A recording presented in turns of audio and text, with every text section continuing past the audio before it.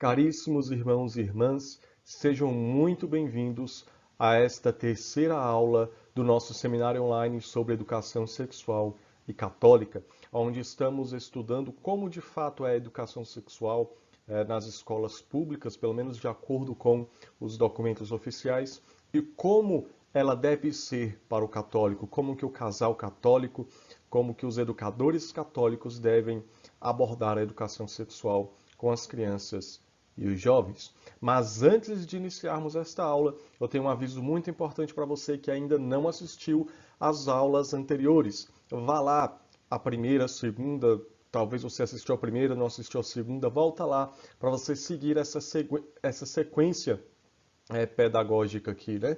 Nós temos uma sequência metodológica aqui para você compreender a situação, o problema e de como nós chegamos aqui na aula de hoje, onde nós vamos abordar a questão mais do direito educacional, né? Do Estado versus a família. Quem vence nessa disputa sobre o tipo de educação sexual? Então volta lá nas aulas anteriores, veja o que foi abordado e chegue aqui. Para você que já assistiu às aulas anteriores, iniciemos a aula de hoje deste seminário, esse tema tão importante. Como eu já até iniciei falando, né? Nós encerramos a última aula falando sobre essa questão, Estado versus família. Nós vimos que, de acordo com os parâmetros curriculares nacionais, nós temos ou deveríamos ter aqui no Brasil uma educação sexual ou orientação sexual, como você preferir chamar, liberal no sentido moral, uma educação sexual pluralista, onde se aborda diversos tipos, conceitos sobre sexualidade, muitas vezes contrário à moral católica, à moral cristã em geral.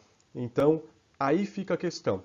O Estado diz que se deve abordar de um jeito e você, pai, você, mãe, você tem uma outra concepção de moral sexual totalmente contrária àquilo que o Estado está falando. Por exemplo, o Estado fala para se ensinar a usar preservativos, não só a como ensinar, mas incentiva o uso de preservativo. Como nós vimos em um dos documentos, se fala de estimular que desde a primeira relação sexual o jovem use preservativo.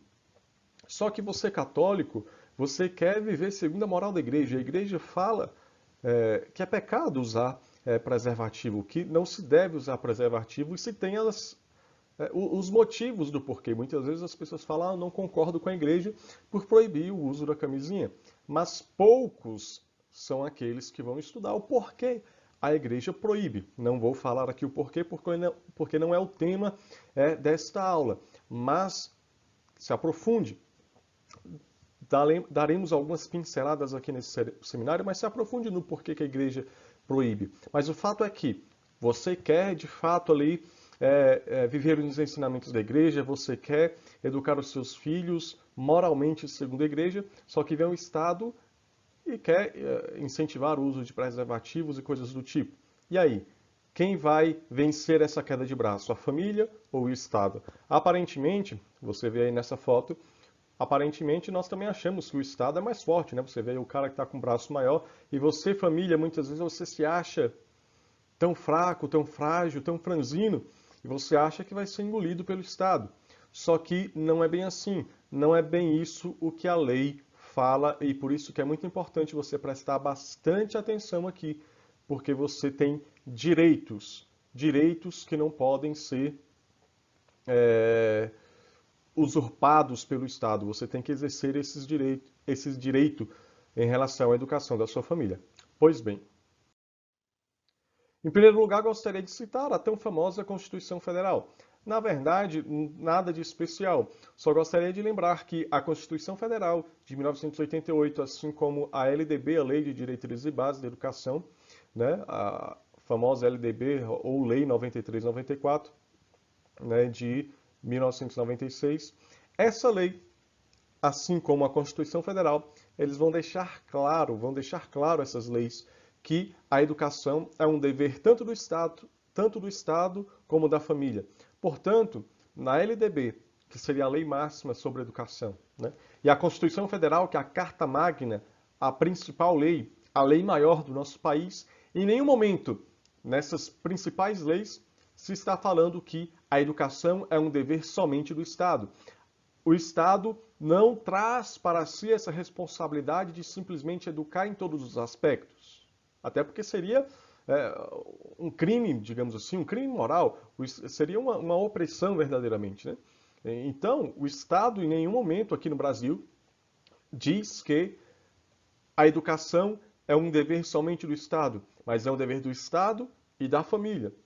Então, você, família, você tem que compreender que a própria lei está dizendo que a educação também é um dever seu. Então, você não pode simplesmente delegar ao Estado, você também tem que assumir a tua responsabilidade. Mas eu queria citar essas duas leis somente mesmo para isso, para que você compreenda que tanto na LDB como na Constituição Federal, o termo é que a educação é um dever do Estado e da família. Esse "e" significa mais, né? Estado mais família. Os dois têm esse dever de educar. E aqui, principalmente, o educar no sentido de educação escolar.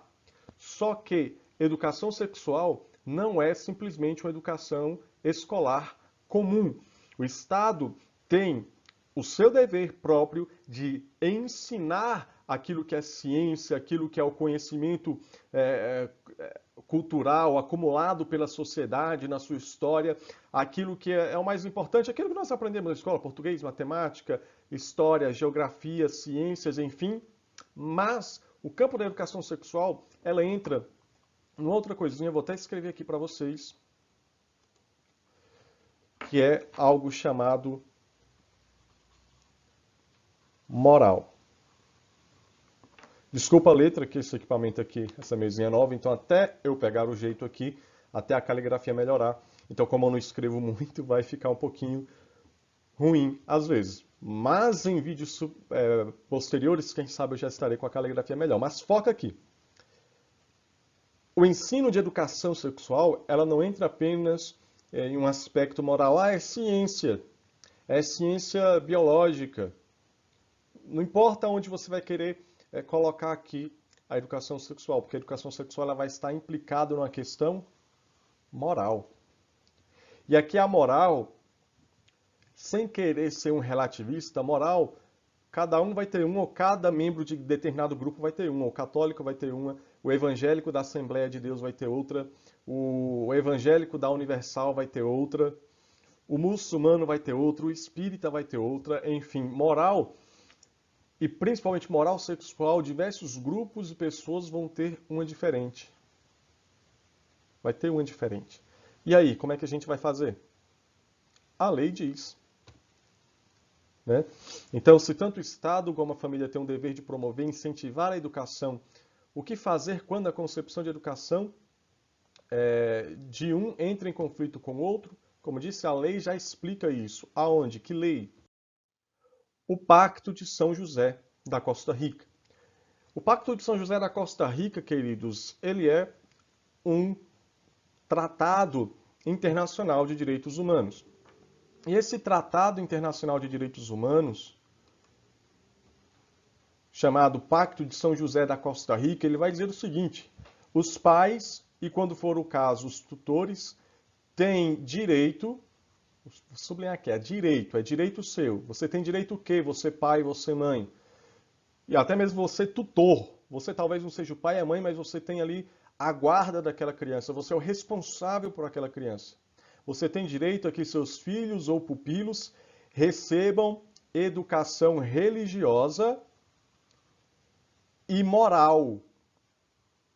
Educação religiosa e moral que esteja acorde com suas próprias convicções. Com suas próprias convicções. Vou sublinhar também aqui acorde para ficar claro, ou seja, de acordo. Acorde aqui no sentido de acordo. O que o Tratado de São José, o Pacto de São José da Costa Rica, que é um tratado internacional de direitos humanos, está dizendo? Ele está dizendo que você, pai, você, mãe, tem direito, é um direito seu que seu filho seja educado na educação religiosa e numa educação moral, que esteja de acordo com a sua convicção. Não com o que o Estado quer, não que o Bolsonaro quer que ensine, não que o Lula quer que ensine, não que a Dilma quer que ensine, não que o Temer quer que ensine, mas a educação religiosa e moral, e eu citei aqui presidentes de todos os lados, direita e esquerda, para não reclamarem, né? Mas de acordo com a sua convicção, a convicção tua, pai, e a convicção tua, mãe. Veja, educação religiosa e moral, você católico não pode que, por exemplo, no âmbito religioso aqui, não pode, por exemplo, que o teu filho esteja recebendo aula de liturgia muçulmana. De como é o culto no Islã. Mas, como é o nosso tema aqui, educação sexual e moral, a sexualidade está dentro da moral, a educação sexual está dentro da moral. A prática sexual está dentro da moral. E esse pacto, esse tratado internacional está dizendo que o seu filho não pode, de maneira alguma, ter uma educação sexual, uma educação moral e sexual que destoe, que seja diferente da educação moral que você quer que ele tenha. Ou seja, que destoe, que seja diferente da tua convicção. Se você é católico, nós como católicos, é um direito nosso que os nossos filhos e as nossas filhas recebam uma educação sexual conforme a moral da igreja. Por quê? Porque nós somos católicos, é a nossa convicção. Ah, mas o Estado é laico. Dane-se o Estado. Nós, como católicos, nós temos o direito que os nossos filhos sejam educados segundo a moral católica. Você está entendendo? Se o Estado não quer ensinar moral católica para os nossos filhos, ele não pode ensinar uma moral contrária à igreja. Você está compreendendo isso? Está fazendo sentido para você? Está fazendo sentido? Está compreendendo isso? Porque isso é importante. É um direito seu que os seus filhos tenham uma educação moral de acordo com a tua convicção. Aí talvez você fale assim, Anderson, mas isso é um tratado internacional. Quem é que segue esses tratados internacionais? Só que aí é que está uma situação. Você viu que antes de eu passar por esse slide, eu falei que a lei é que diz isso, né? Que você tem direitos e que o Estado não pode prevalecer. Não é verdade? Aí eu vou e apareço com um tratado internacional.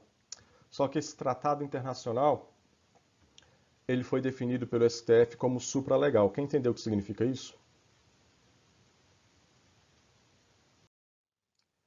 Vamos lá. Decisão do STF, queridos. Decisão do STF que tratados internacionais do tipo que foi aprovado aí do Pacto de São José da Costa Rica, aprovados antes da Constituição de 88, eles são supralegais. O que significa dizer que esses tratados internacionais têm força supralegal? Isso significa que ele está abaixo da Constituição, mas ele está acima de todas as outras leis. Nós temos aqui uma pirâmide. Quem estuda direito sabe isso aqui. Nós temos aqui o ordenamento jurídico, nós temos aqui a hierarquia das leis, correto? Então, para você entender mais ou menos aqui, tentar ver se com esse marca-texto aqui vai dar certo. Aqui em cima nós temos a Constituição. A Constituição está no topo da pirâmide. Ela é a carta magna, é a lei maior.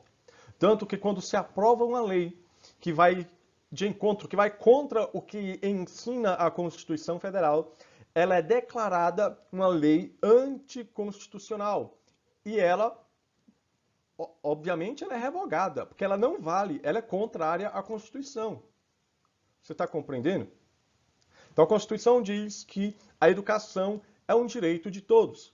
Aí vamos supor que a Câmara Legislativa do DF, porque a Câmara Legislativa do DF, inclusive, isso aqui não é nem uma piada não, é sério, a Câmara Legislativa do DF é, se eu não me engano, a maior, é a Câmara Legislativa, né, aqui do país, que mais aprovam leis anticonstitucionais, que são anuladas na Justiça porque ferem a Constituição Federal.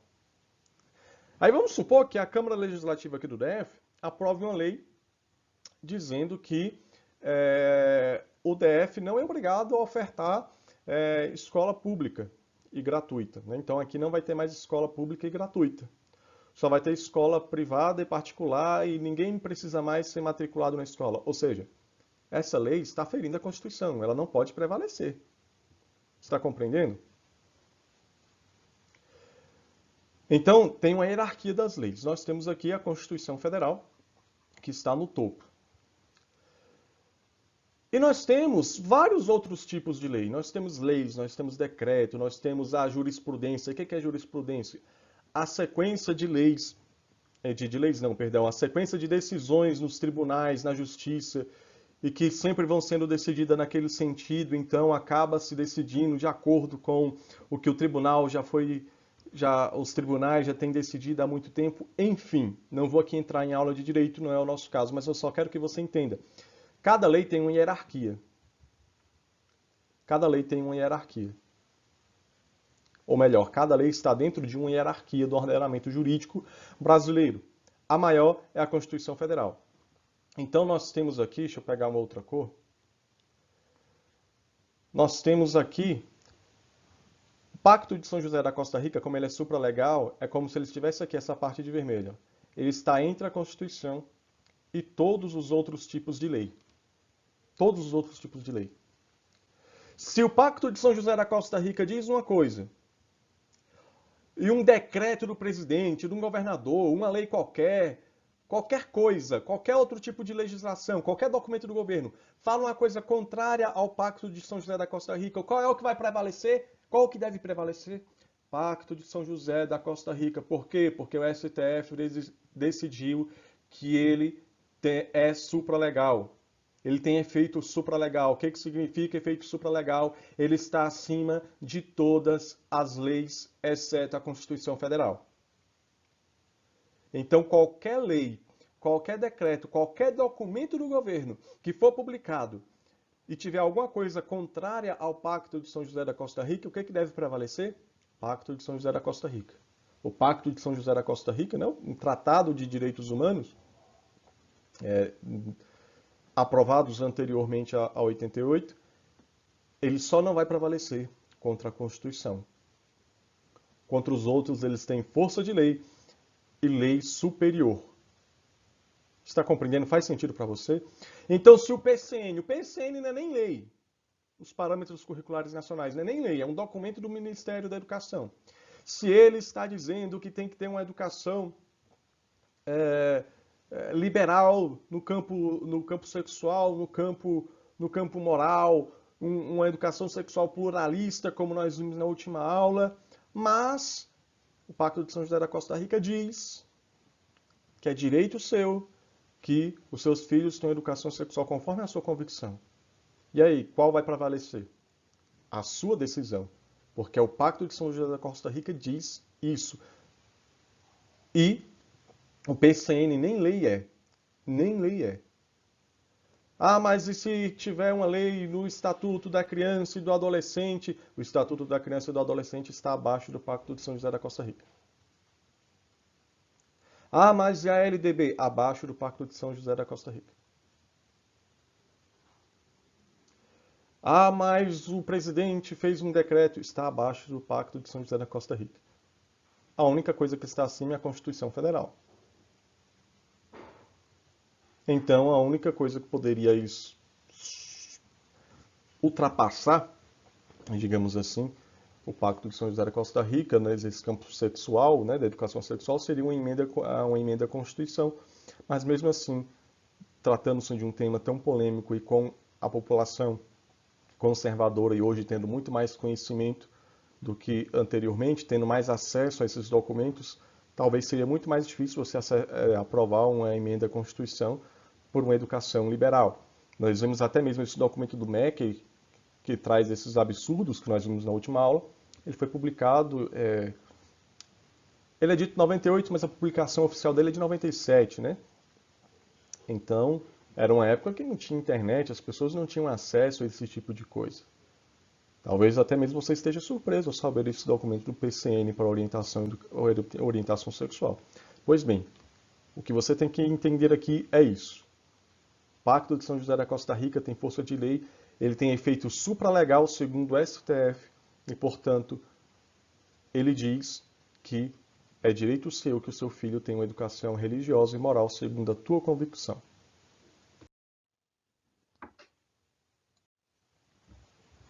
Além disso, é importante nós também mencionarmos o próprio PCN, né? Os Parâmetros Curriculares Nacionais, porque, embora ele seja liberal na sua concepção moral, ele vai trazer essa verdade também. Ele também não chega lá na vida louca, nós vai empurrar isso aqui, a goela. Então, muitas vezes, onde se coloca a educação sexual conforme está nesse PCN para orientação sexual, nesse documento do MEC de 97, muitas vezes se faz sem conhecimento do pai, porque não se observa isso aqui, né? Se observa toda a liberalidade, né? Toda a questão liberal do documento, mas se esquece desse ponto. O que que ele diz, o PCN? O PCN vai dizer o seguinte: o trabalho de orientação sexual proposto por este documento compreende a ação da escola como complementar a educação dada pela família. Assim, a escola deverá informar, olha só, isso é importante, a escola deverá informar aos familiares dos alunos, a escola deverá informar os familiares dos alunos sobre a inclusão de conteúdos de orientação sexual na proposta curricular e explicitar os princípios norteadores da proposta. Isso aqui é muito importante. Explicitar os princípios norteadores da proposta. Então aqui está falando que o pai deve ser comunicado, que o pai e a mãe devem ser comunicados quando a orientação sexual for incluída no currículo escolar da criança. Então isso quando é feito muitas vezes em documentos burocráticos que o pai e a mãe não entendem, né? E muitas vezes não se explicita os princípios norteadores da proposta. Quando você vai olhar o PCN para orientação sexual, você vai lá uma liberdade moral, né? Uma concepção pluralista, como nós vimos. Então, é algo muito perigoso. Muitas vezes não se explicita para o pai e para a mãe, que muitas vezes acha, é legal, mas não está vendo os princípios que norteiam essas propostas em algumas escolas do nosso país. Então, é preciso tomar muito cuidado com isso. Mas veja, o próprio PCN admite que o pai e a mãe, que a família, deve ser comunicada quando for trabalhar a orientação sexual. Aí eu faço a pergunta: a escola do teu filho e da tua filha tem feito isso? Pois bem, outro ponto que eu quero falar com vocês é algo aqui de um procurador regional da República, né, aqui do Distrito Federal, Dr. Guilherme Shelby, que ele vai falar muito essa questão da orientação sexual, né, nas escolas públicas, né, ele vai trabalhar muito essa questão, né, de pedofilia, de exposição sexual, né, de crianças muito cedo, né, sexualização precoce. Então, gostaria de ler um trecho aqui de um escrito dele, né, que eu acho muito importante, até porque é alguém da lei. Às vezes as pessoas, você pode olhar assim, o Anderson é um pedagogo, ele é um professor somente, né, de educação básica, e está falando de direito como se fosse bacharel em direito, né? Então veja aqui um procurador regional da República, o que ele fala. Ele vai dizer: a Constituição e as leis federais, Código Civil, ECA, Código Penal, não são respeitados nas escolas. O ECA, artigo 78, 79, 214-E, e o Código Penal, artigo 218-A e 233, proíbem a exposição de imagens ou mensagens pornográficas ou obscenas a crianças e adolescentes. Então veja aqui, isso aqui é interessante, né? Antes de eu continuar a fala dele. Proíbe o que? A exposição de imagens ou mensagens pornográficas ou obscenas. Não só a crianças, mas também a adolescentes. Então é importante que muitas vezes, em nome de uma orientação sexual, se coloca imagens obscenas. Mesmo que não seja uma foto explícita pornográfica, mas imagens obscenas para crianças e adolescentes. Muitas vezes se levam objetos, né, sendo ali uma simulação de um genital masculino e feminino, para aula de orientação sexual para adolescentes muito jovens ali. crianças, adolescentes, enfim, mas a lei, como diz aqui o Procurador Regional da República, proíbe esse tipo de exposição. Todavia, a pretexto de questões de gênero e sexualidade, todo tipo de informações sobre coito anal, bissexualidade, transexualidade, incesto, entre outras, são apresentadas, inclusive com imagens ou desenhos, a crianças e adolescentes. Aulas de educação sexual para crianças de 6 ou 8 anos, por exemplo, consistem em ensinar a colocar camisinha em um pênis ereto de borracha. Então veja, isso aqui repetindo, não são palavras minhas, né? Foi um texto aí de um site do Dr. Guilherme, né? Da onde eu retirei. Então veja a gravidade, né? Então pode ter um fundamento para ele falar isso, né? Então veja a gravidade de uma coisa dessa. O Código Penal, segue o doutor, né? O Código Penal proíbe severamente a prática sexual com crianças, conforme o artigo 217-A. Mas a educação brasileira ensina as crianças a se preparar para o ato sexual. Um absurdo e grave violação de direitos da infância praticada em sala de aula. Então isso aqui é muito importante para você compreender também uma questão do direito dentro da educação sexual. Olha só, o Código Penal proíbe severamente a prática sexual com crianças, conforme o artigo 217-A. O que o Código Penal fala? O Código Penal fala o seguinte, que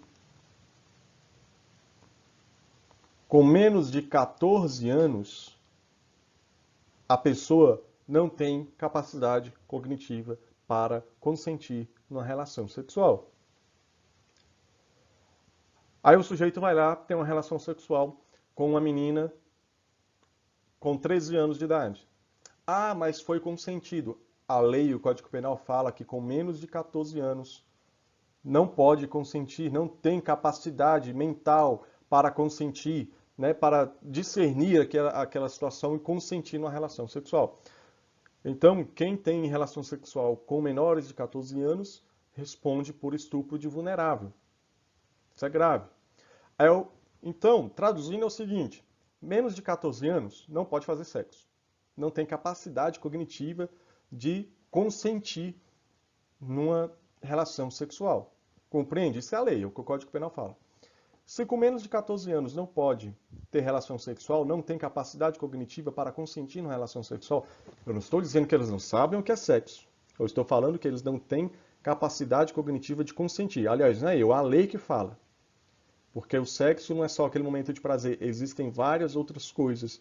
O emocional, as consequências emocionais, risco de gravidez, responsabilidade, dependência afetiva, tanta coisa que está relacionada ali. Então, com menos de 14 anos, a pessoa não tem capacidade de consentir ou não, com maturidade. Compreende? Então é o seguinte, se com menos de 14 anos para baixo, a pessoa, segundo a lei, não tem capacidade para consentir numa relação sexual, por que trabalhar a orientação sexual no ensino fundamental, que vai dos 7 aos 14 anos? Ordinariamente, porque, claro, tem a questão de repententes. Esses documentos de PCN que eu citei aqui, eu usei no meu TCC sobre orientação sexual, focado em ensino fundamental, anos iniciais e finais. Citei orientação sexual para anos iniciais e finais no meu trabalho. Os que eu citei aqui para vocês também, ora anos iniciais, ora anos finais. Certo?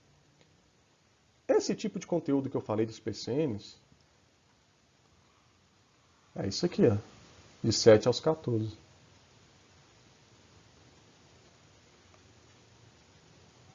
Conhecer práticas sexuais, incentivar como se usa a camisinha e incentivar a, quando for iniciar a vida sexual, já iniciar usando preservativo. Para crianças que, segundo a lei, não têm nem capacidade para consentir na relação sexual. Então a educação sexual aqui, se trabalhada fosse, para andar de acordo com a lei, deveria ser uma educação pró-castidade, pró-abstinência sexual. Então veja um absurdo aqui no Brasil, né? Infelizmente. Então, qual seria a nossa solução para o conflito, né? Então, nós temos aqui o Estado que tem uma concepção educacional no campo sexual e nós temos as famílias. E o pior, cada família pensa uma coisa diferente. Por exemplo, eu falei aqui da camisinha, que para nós católicos é um pecado, que nós não devemos usar preservativos, mas o evangélico já acha normal. E aí? Eu vou empurrar também uma educação sexual católica para o evangélico? Então, na realidade, para trabalhar aqui dentro da lei, dentro da razão, nós temos aqui algumas coisas, né, que nós podemos utilizar. Então, a escola pode oferecer um programa único, não pluralista, ou seja, não pluralista naquele sentido de várias concepções de sexualidade, conhecer as várias formas de expressão do sexo e o aluno vai escolher aquilo que ele quer seguir e etc. Não, não pluralista, não liberal, compreendem? Oferecer um programa único, não pluralista, que fale apenas o básico, que não venha a ferir a decisão dos pais, e mesmo assim tendo consultado os pais e pegado autorização. Compreendem? Então, assim, precisa primeiro consultar os pais e pegar autorização para isso. Mas mesmo assim, algo não pluralista que vai ser um básico. Então, mesmo algo bem básico, mesmo assim, sem ferir a pureza das crianças, sem ferir a moral. Então, algo bem básico, algo bem mais assim voltado mesmo para a castidade, para a abstinência sexual, né? Sem expor as crianças, os adolescentes a algo que vá ser contrário à concepção privada dos pais. E um outro ponto seria oferecer diversos programas escolares. Diversos programas escolares, onde os pais matricularão, se assim o desejarem, naquele que melhor se encaixar nas suas concepções morais sobre o tema. Então, a primeira proposta que eu citei aí, eu confesso que ela é um pouco mais difícil, né, de você fazer um programa único, não pluralista, que não vai ofender ninguém. É uma possibilidade? É, mas é algo muito mais difícil de ser aplicado. Porém, você pode oferecer diversos programas escolares, né, pró-abstinência, né, enfim.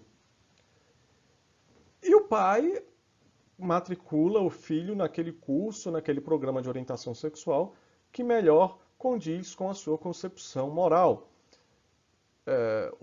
O problema aqui é que para você ter diversos tipos de programa, o governo iria gastar um pouquinho mais, né? Então muitas vezes o Estado não quer. Mas o ideal seria isso. Por quê? Claro, eu entendo que a abstinência, a educação sexual para crianças e jovens, né, pró-abstinência, principalmente para jovens, né, crianças, aqui eu falo mesmo pelo costume que as pessoas falam, né, ao tratar o tema. Mas a educação sexual para os jovens deveria ser pró-abstinência, para todos. Mas, como eu acabei de falar, que o Pacto de São José da Costa Rica fala que a educação sexual, né, que a educação moral, que os pais têm direito que a educação moral seja de acordo com a sua convicção, então, se tem algum pai, alguma mãe que seja liberal, que os filhos deles sejam educados nisso. Eu acho que vai ter consequências negativas lá na frente. Mas se ele quer que o filho dele tenha esse tipo de educação sexual liberal pluralista que está lá o PCN, que tenha. O que não pode são seus filhos, os meus filhos, futuramente receberem esse tipo de educação liberal, que eu não quero. Então deve ter um programa de... Se existem pais que querem que os filhos aprendam essas coisas liberais, que tem um programa para eles. Mas tenha também programas específicos para quem quer uma educação sexual, moral, pró-abstinência, pró aquilo que a igreja ensina. Compreendem? Então o caminho seria isso, diversos tipos de programas escolares, aonde cada pai, cada mãe iria matricular naquilo que fosse conveniente com a sua concepção moral. Mas é isso que acontece, infelizmente, né? Porque também falta mais apoio, muitas vezes, do pai, né? Mais apoio em que sentido? De apoiar o filho, estar presente e estar dentro da própria escola para saber o que é passado e exigir, porque é a lei que te garante esse direito.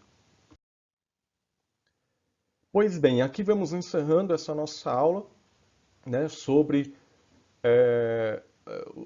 Estado versus família, né, nesse campo do direito educacional, no campo da orientação sexual.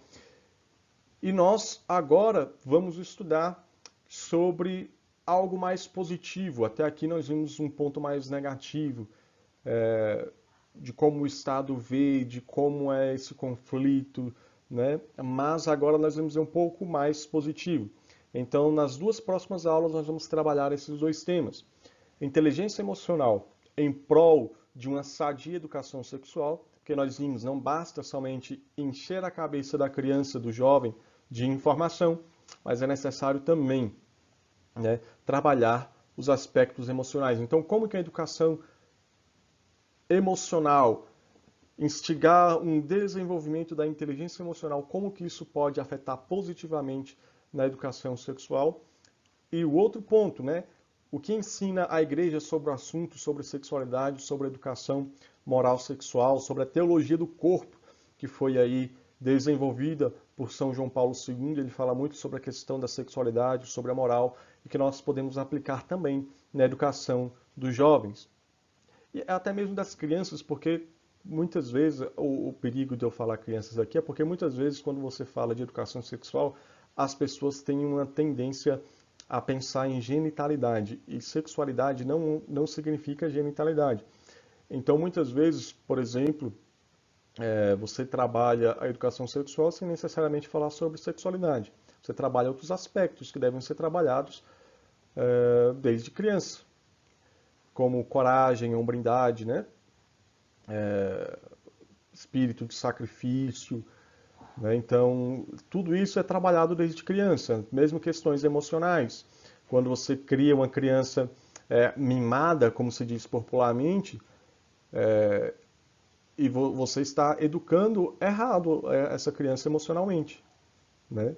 Então, diante de alguma situação, ela pode, de fato, adentrar numa prática sexual equivocada, porque desde a sua infância ela foi criada mimada, não sabe ouvir não sabe ser contrariada, é educada desde pequena na busca pelo prazer e aí, bum, né?